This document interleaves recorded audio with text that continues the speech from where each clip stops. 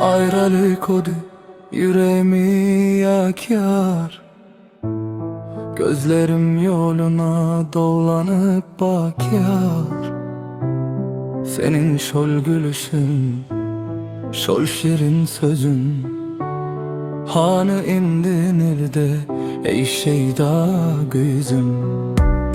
Her adımda senin özüme dilleyen, sessizce geceler adını sözleyen, sevgi ummanında yeke özüm ben.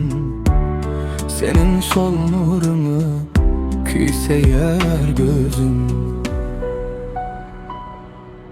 Ey benim şirin canım, sever yarım, sen benim dünyamda var bulan barım. Seni gözleyerin her bir fırsatta, seni söyleyerin ben, kalma gurbatta.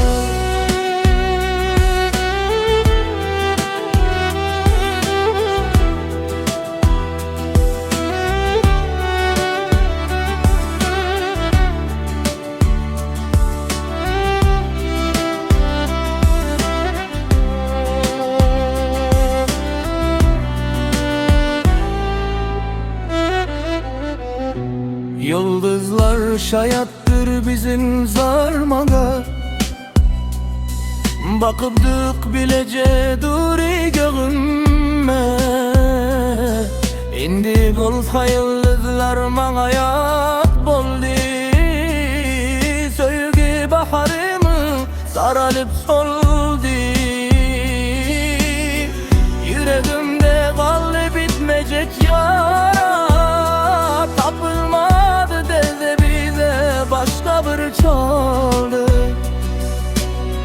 Dine sen gerektirsin bu dertli cana, kaydıp geleysene şol ovadan ana.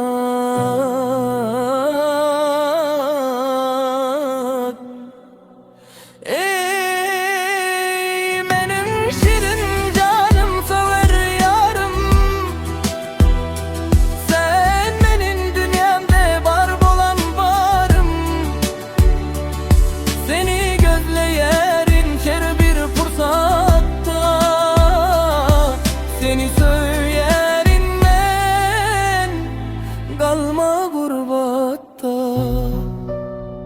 Arasaz duygusal keman veya piyanonun solu, cemleyici